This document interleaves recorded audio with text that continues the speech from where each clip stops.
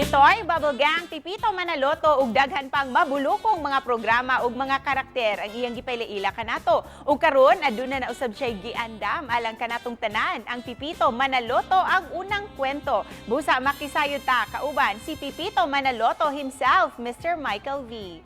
And nice to have you once again, Kuya Bitoy. We're so happy to have you here again. Kumusta po so far yung naging first 6 months ng 2021 mo?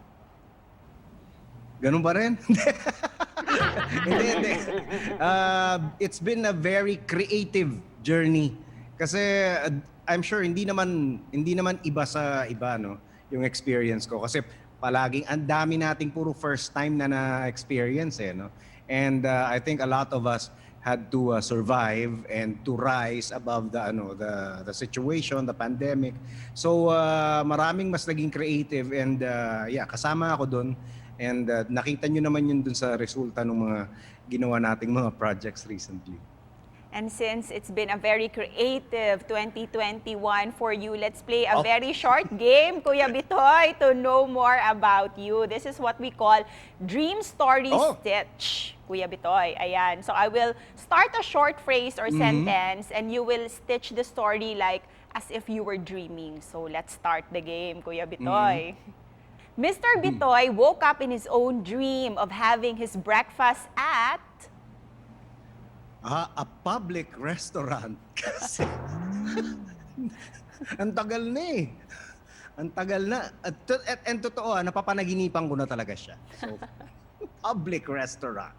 Pwede. Pagkatapos, pumunta siya sa lugar na hindi kailangang mag-face mask. and huli na nang malaman niya na hindi pala yun panaginip dahil... Matutulog uli ako para magtuloy-tuloy yung panaginip ko. And sana next time, pag gising ko, totoo na. And to end the story, Kuya Bitoy, anong nangyari? I would go to the, yung pinagbakunahan ko to get my second dose para maging part of the solution.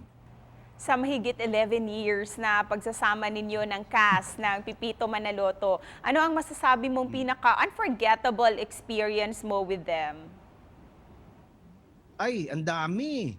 Napakarami. Pero alam mo, yung mga special talaga para sa akin is when we travel.